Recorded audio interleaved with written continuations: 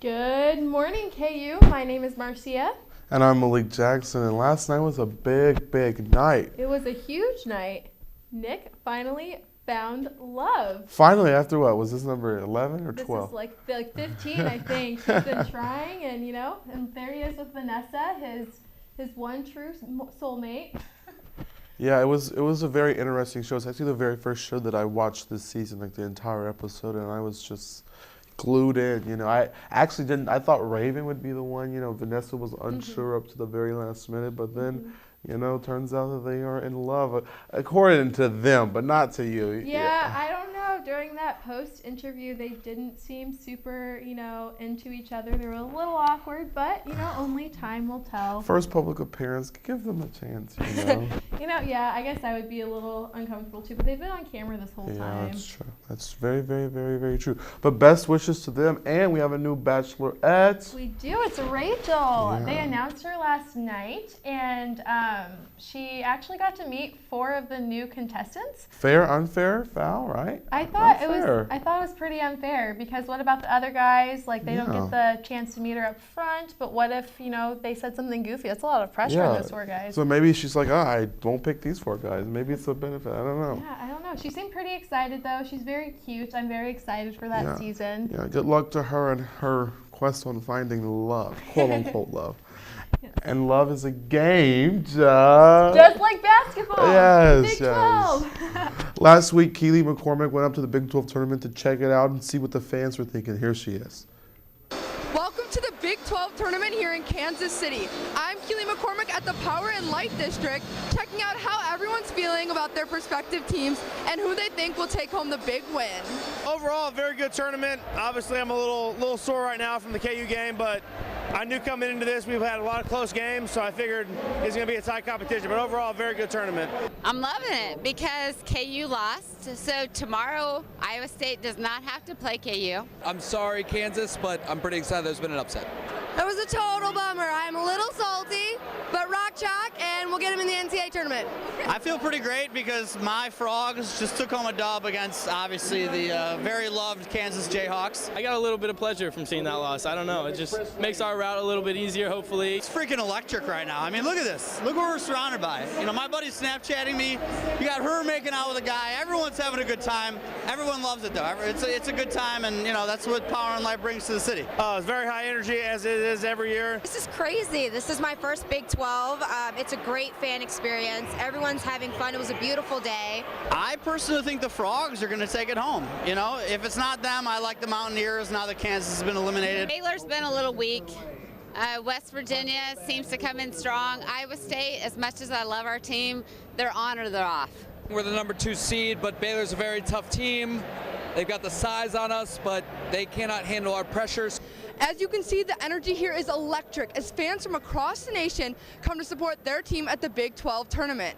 For Good Morning KU, I'm Keely McCormick. Yeah, it looks like she had such a good time out there. Yeah, I was actually her photojournalist, so I was with her while she was doing that, and it was really fun. The atmosphere was awesome. Now switching gears to something more serious in the Northeast right now, they're battling an extraordinary storm, a blizzard. Over 18 million people will be affected by this. You see this picture right here is in Philadelphia from last night. 7,800 flights have been stopped or canceled, so a big deal up there. Yeah, so if you have any relatives out there, you might want to give them a call, make sure they're okay, make sure he's stocked up on water. I don't know, I was complaining about our snow. Yeah, I mean, we have nothing, although I don't know why it's snowing at this time of year, but that's a different story. But yeah, make sure you, if you have family up there, call them because it is getting very, very dangerous. All New York public schools actually are closed today, so there's that. This is pretty severe, which is completely contrast to the fact that next week is spring break. Yeah, absolutely. I'm excited. I'm not doing absolutely nothing but sleeping, but you don't know how excited I am. That just sounds perfect at this point. Yeah. Keely McCormick also went out and talked to our fellow Jayhawks about what they're doing for spring break. With spring break coming up, the students at KU will be traveling through the country, and I got the chance to see where their spring break adventures will take them. I'm going to California with some of my friends that live in my dorm with me, and then the weekend after that, I'm going to Florida with my family. I'm going down to South Padre, and I'm absolutely scared to go down, so we'll see how that goes. I'll let you all know. I'm going home to Denver, and I'm just going to hang out with my family and hang out with my sister and probably end up doing chores for my grandmother's. I am most likely going to my mom's house, and I'm going to sleep a lot. I'm going to Nashville, Tennessee with Alternative Breaks to participate in an organization called 50 Forward. I'm going to Mexico for spring break, and I'm going to make a lot of good choices and stay hydrated, get some sun, catch some waves, hang out with friends. It's going to be a great time. I'm going to Chicago to visit my friend Shay. I'm going to tour, see everything because I've never been there before. I'm going to South Padre Island with my sorority. I'm going to Bowling Green, Ohio to visit my old friends because that's where I went to college last year. London to explore. As you can see, the students at KU will be having a very diverse spring break experience. For Good Morning KU, I'm Keely McCormick. Lots of good spring break plans. I know for spring break I will be at the Men's Warehouse, probably the coolest of vacations, working a lot. And you said cool. You're sleeping? Yeah, I think I'll be sleeping. I don't know. Might head down to Tulsa for the Big 12 or Kansas City. Never know. By the time we get back, we'll be either out of the tournament or in the Final Four. But I don't know. But I might have to stop by Men's Warehouse, get me a new suit jacket, a new shirt, maybe a tie. I don't know. There might be a buy one get one free sale. They don't tell me when these things happen. Well, you just let me know. All right? I will shoot you a message. That's all we got for you. Make sure you stay tuned today because Letty will be talking to the best bracketologists in the world. And of course, we'll have our news and weather. We'll be right back on Good Morning KU. Have a nice day. You too.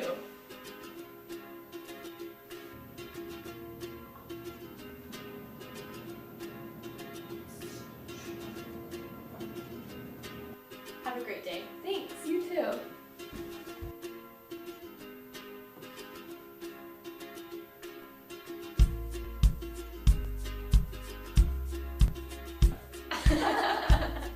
Make someone's day. Pay it forward. Where you go to college makes a statement about you. This place will become a part of you, your identity for life.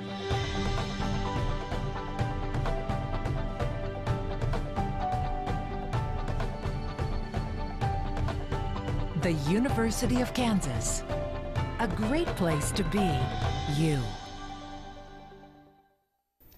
Welcome back, everyone. I'm Letty Coltu, and I'm here with Jonathon Warriner. How are you, Jonathon? I'm good today. Thank you so much for being here with us today. So why don't you tell our people a little bit what you're doing here today?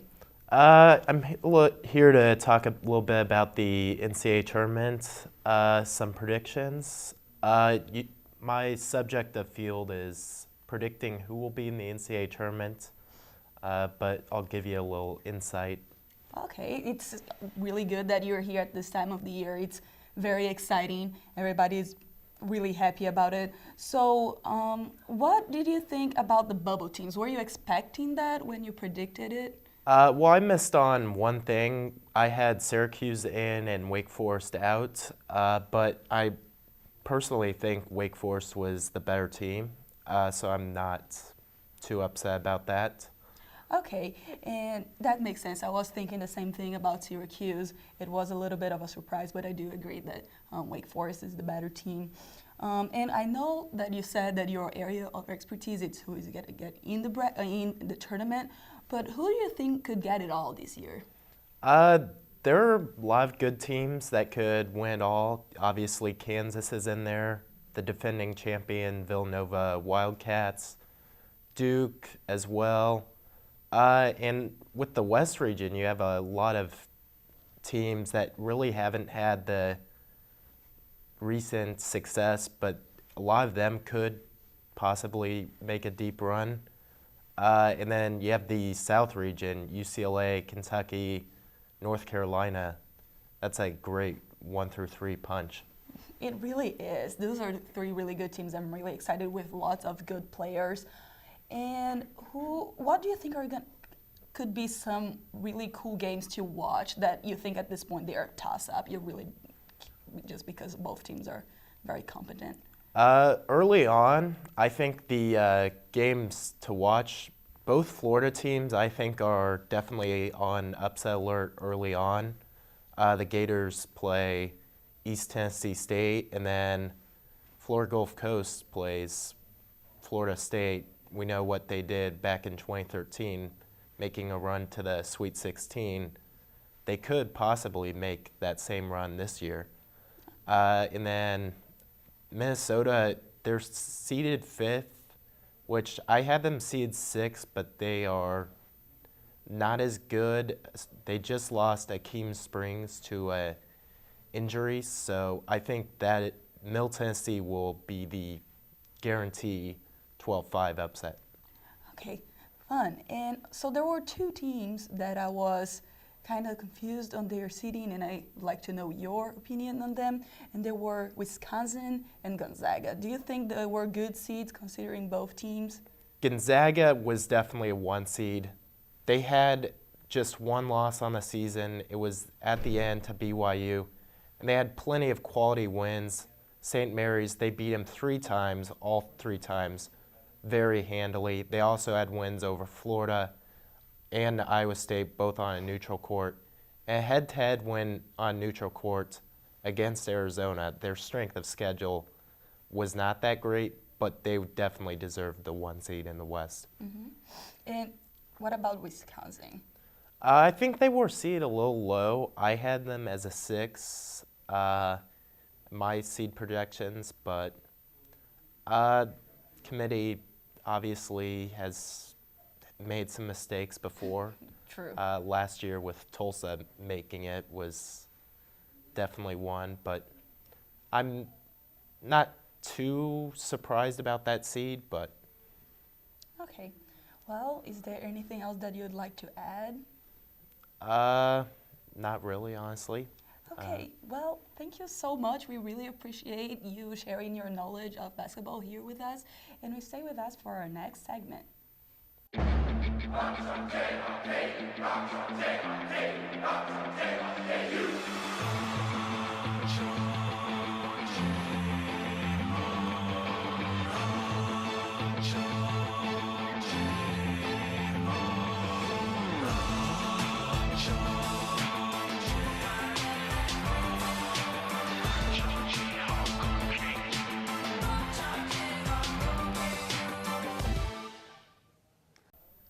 Welcome back. I'm Martin Segarra. And I'm Katie Trigg. This is your Tuesday Good Morning KU News Update. A crowd of more than 400 people showed up at the Dole Institute of Politics last night to hear U.S. Representative Lynn Jenkins discuss the plan to replace the Affordable Care Act. The crowd verbally attacked Jenkins several times, chanting, "We don't believe you," and "Do your job." For more information on the event, check out today's Lawrence Journal World. President Trump and German Chancellor Angela Merkel have pushed back their Tuesday meeting to Friday because of an expected snowstorm. White House Press Secretary Sean Spicer said the 2 leaders discussed the new schedule by phone on Monday, hours before a snowstorm was set to hit the East Coast. The first face-to-face meeting between Trump and Merkel is highly anticipated because the 2 leaders have raised questions about each other in the past months. A Kansas lawmaker from Leavenworth is under fire for a statement comparing Planned Parenthood with a Nazi death camp.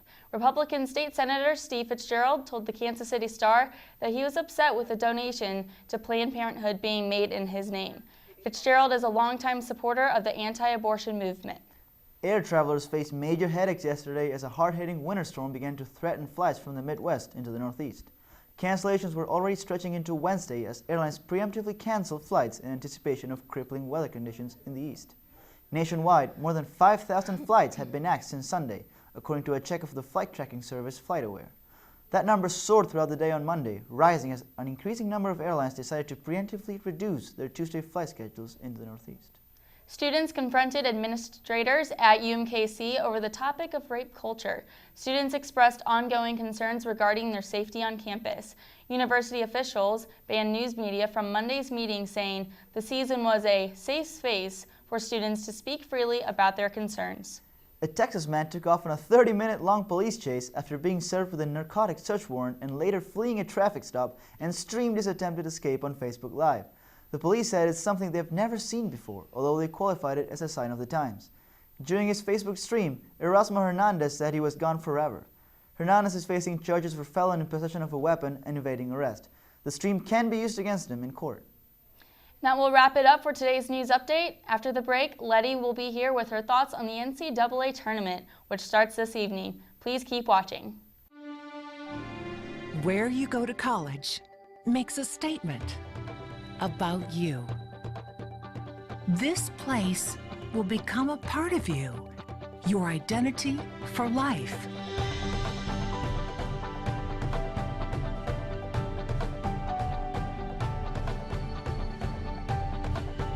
The University of Kansas, a great place to be you.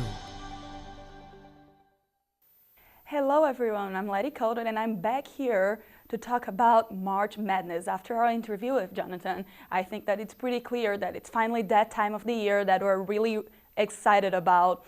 And it's time for the big dance. And KU already is breaking some records with it, being the first team to achieve 28 years in a row participating in the tournament, which is pretty impressive. The record before was to UNC, and now we have it, so 28 years going strong.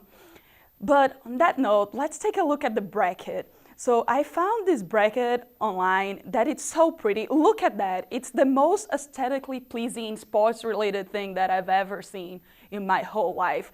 If you take a look at our Twitter account, you can zoom in and see the teams. I just think it's really a really nice way to represent the bracket. I thought it was really interesting. So that's a cool thing that we have.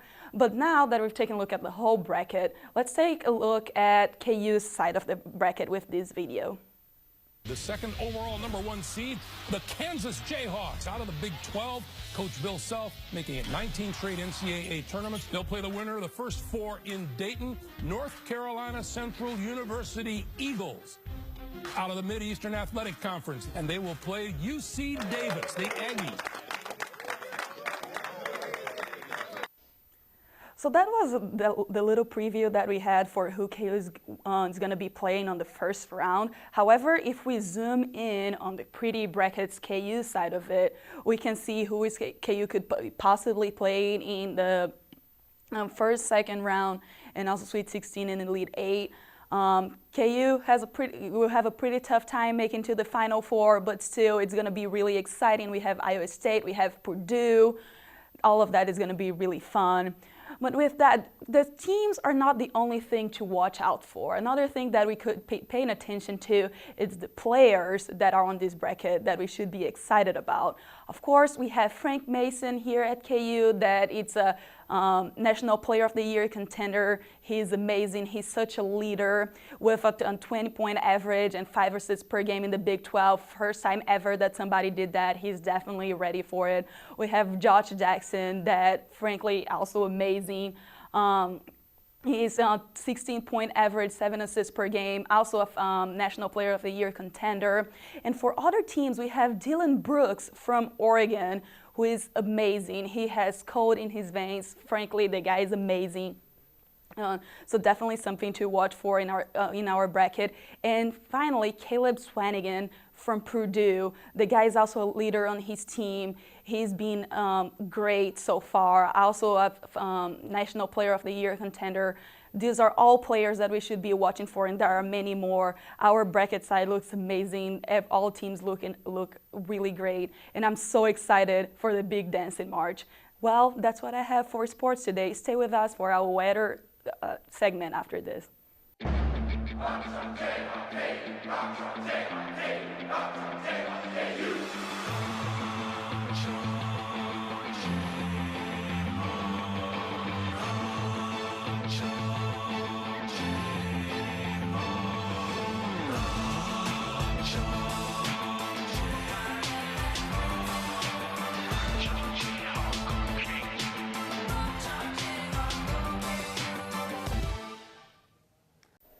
Welcome back. My name's Andrew Wagner, and right now we have Keely outside on Jayhawk Boulevard outside of Wesco.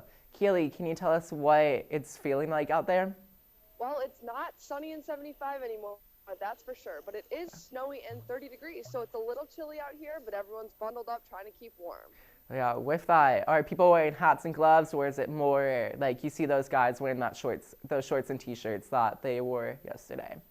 Well, as you can see, I'm all bundled up in my hat and scarf, but there are some people that you can tell they forgot to check the weather before they left this morning. I've seen a few guys in shorts, but majority of people are all bundled up. Yeah, that's good. And then have you heard people complain about the weather, wishing it was back to the 70 degrees like last week and just looking forward to spring break? Yeah, everyone's been saying they're wishing that it was last week where they were basking in the sun, or looking forward to next week where they can be in the sun again. Oh yeah, I feel them there. I'm hoping for those 70 degrees coming back on Thursday. Well, thank you so much, Keely. Stay warm out there and maybe make a snow angel or two if you're feeling really cool. Okay. Yeah, well, moving on to today's weather, we can see that we're going to have a high of 36 degrees with those cloudy skies remaining all day, and then snow chances lasting until around 3 or 4 p.m. And then that's light wind. And then looking at this, these are just some photos that our crew sent in this morning on their walk to the studio. On one of the sides is the flower with the snow falling, and so the plants think that it is spring, but the spring's just teasing us with this snow right now, so we don't really know what's going on, and neither do the plants. And then someone's walking from Capitol Fed Hall. You can see that the snow on the sidewalk, their footsteps are getting covered very quickly by the snow. And then here are just 2 photos of Fraser Hall today. And so you can just see that snow falling, that wind blowing those flags on top of those towers, having that slight effect today, making the visibility just a little bit lower. So if you are driving your car, just be a little cautious about that snow today. And then breaking down your day for you, we can see that around 30 minutes or so, it's going to be that temperature of 30 degrees, as Keely said earlier. And then moving into the 1 p.m. hour, it's going to be around 32 degrees. And all the weather forecasters kept predicting that it would be around 50% chance of snow. But as you can see right now outside, we do have that snow. So it's just very weird how they can predict something to be wrong that's actually happening right now. So just a little fun fact for the day. And then moving on into the evening hours, our temperature will stay around the high for the day at 36 degrees and continue to stay at that with the cloud cover in sight today. And then moving on into the overnight hours, our temperature will be bottle out around 22 degrees and then move down to mostly cloudy with that slight wind still being in effect. And then tomorrow we have that high of 43 degrees with mostly cloudy skies and a little bit stronger wind, but nothing too bad for you. And then looking at the 5-day forecast for the last week here before spring break, Thursday it's going to be a high of 64 with that mostly sunny skies. And then Friday and Saturday it's going to be around the same temperature, sunny skies. So it's just a great the great start to spring break and wherever you're headed. So just be prepared for that. I do caution you, if you're going somewhere sunny, wear sunscreen. If you're going somewhere cold, just make sure you bundle up. Be weather prepared. Don't be that person that gets affected by the weather elements. It's really something that you should be prepared for. And then looking at Tulsa, Oklahoma weather, where KU is playing in the NCAA tournament this Friday and Sunday, we can see that on Friday, their high is going to be 64 with a low of 46, and they do have a thunderstorm chance, but it's nothing too great at the moment. But if you're heading down there, be aware of that. Then Saturday, it's going to be a high of 71, so that's a great temperature to go explore the city since they will not be playing on that day. And then Sunday, it's going to be in the mid-60s for your high, and they will be playing again with those sunny skies. So it's going to be a great week if you're going to head down and watch our boys hopefully succeed in the NCAA tournament. Other than that, that's all we have for Good Morning KU today. So just be safe this spring break with the weather and be weather prepared. And we hope to see you back here in 2 weeks on Good Morning KU on Tuesday at 10 a.m.